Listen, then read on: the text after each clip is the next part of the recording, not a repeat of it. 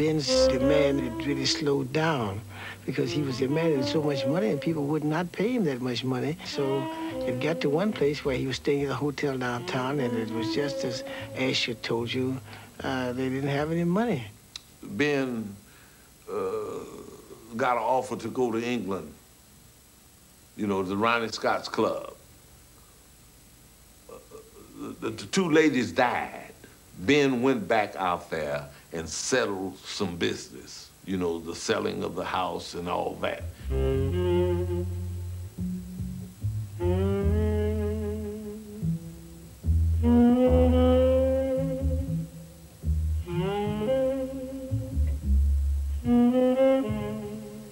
He figured there wasn't nothing else here for him, and so he went and got on the boat.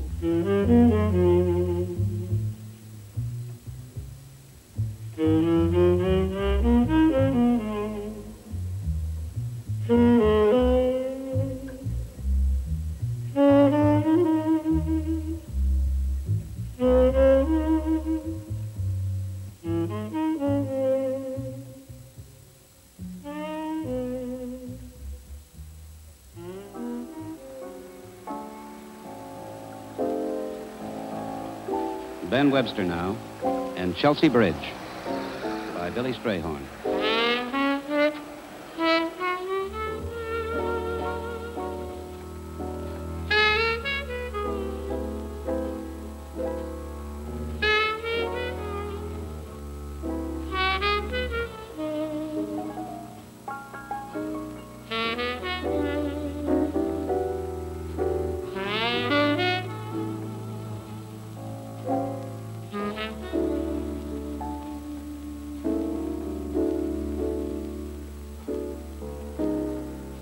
It's been an ambition realized to have him working here at the club and getting to know him. Because ever since hearing those early records with Ellington, he'd been an idol of mine. Things like Cottontail and Chelsea Bridge. And whenever he played a ballad, it was just a joy. It was marvelous. And it was a great coup for us because he was one of the guys I admired tremendously ever since I can remember. One of the great classic tenor saxophone players, Coleman Hawkins, Lester Young, Ben Webster. And he was a kind of a social guy. He did make friends. He stayed, as I remember, at the White House in Albany Street, kind of an apartment place, and was always having people up there. And of course he was very well respected, lionized by local musicians here and jazz fans because of who he was. So I think he had a good time in London. He used to spend a lot of time in Dobell's, the jazz record shop. All the staff loved him down there. He used to go in and chat, and people used to come in and meet him. In particular, Henry Cohen, who was the doorman here at the time, was a very, very big guy. I mean, I used to say that Henry used to eat furniture for dinner. You know, and Ben was large too, and they got on like a house on fire, and they loved each other. And we just thought he was going to come over and do a month at the club and then go back again, and of course he didn't.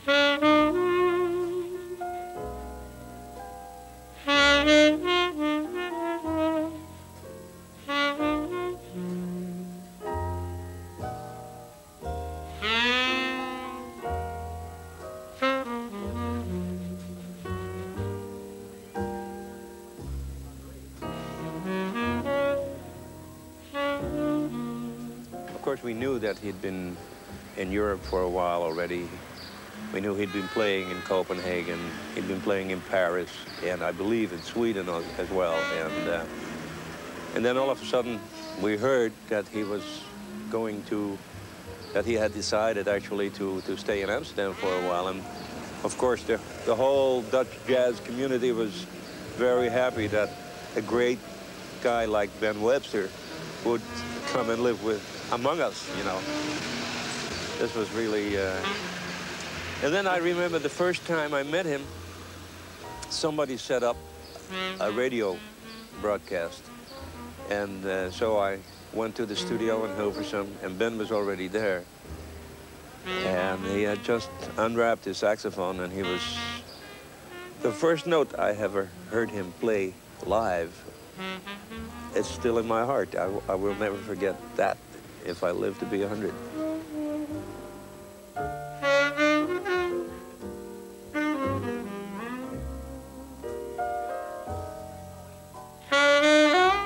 I felt, I was familiar with the man, and later on it has come out that he was the way I imagined him to be, only on a multiplied scale, so the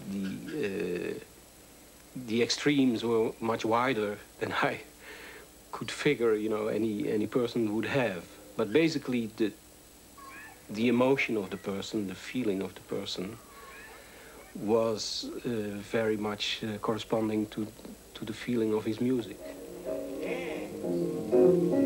Gotta tell you all about that new gal in town. Yeah. Known as Baby Brown. No matter where you've been, sir, no matter what you've seen.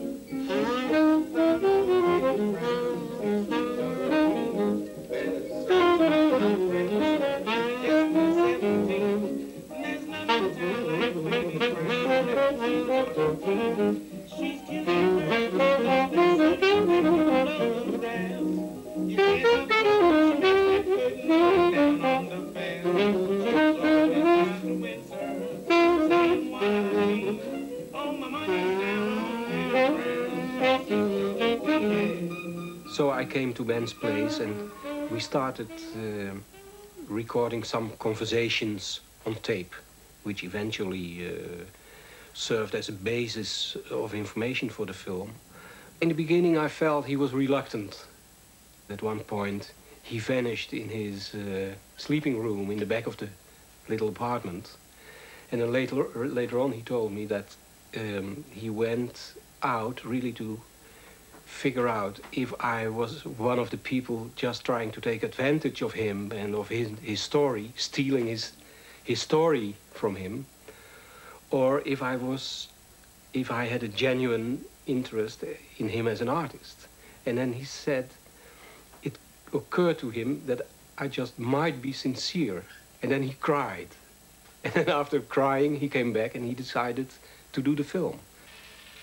Ben, voordat je uitgaat, je eerst eten, Marseille? 5 o'clock? 5:30? Ja. 11 o'clock? Oh, so late. Is lekker, de cake? Hè? En de koffie? Oké. Lekker water? For you. Lekker fris.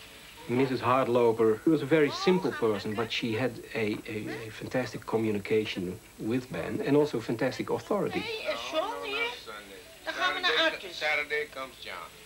Ja, en dan gaan we... Tomorrow comes the wife with Friday. Dennis En Erik. En zondag gaan we met z'n allen naar Artis. Met Erik en Dennis. Oké? En John en Meta. Oké? En je ook een lekkere dag. Oké.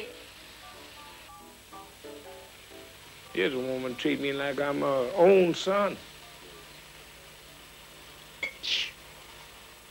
He must have really loved it because he was all that.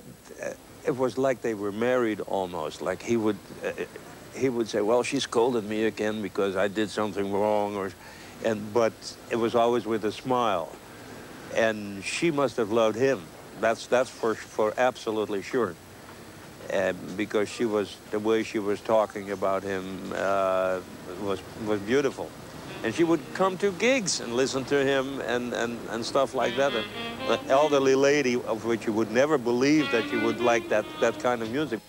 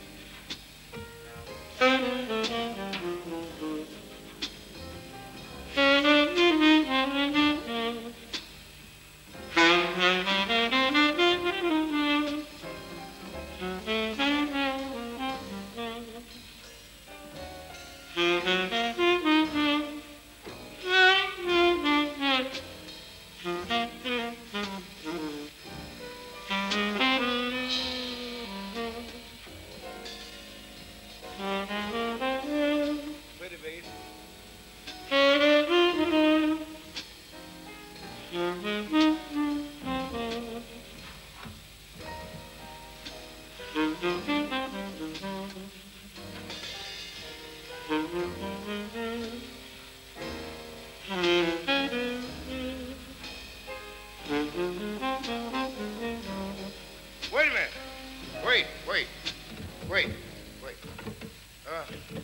the music? You got the music? Yeah, he got it.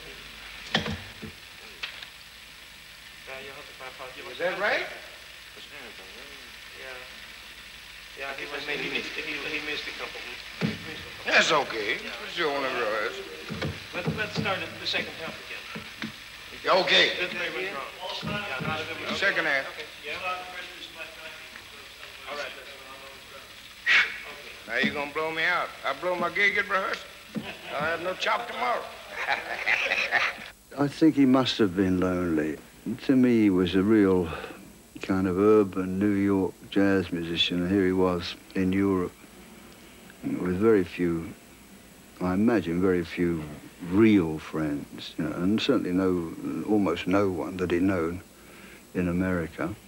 As time went by, this essential loneliness, which is there, I think, for many expatriate artists, in a way became more heavy for him. There was a huge wound, of course. It's very clear. And it may have, I think it has a lot to do with also the racist societies, you know, in one of which he was living. So he was inevitably someone living in between several frames of reference.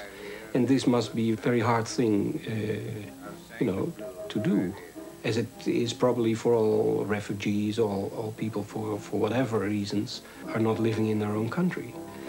I guess we've all had the blues at one time or another.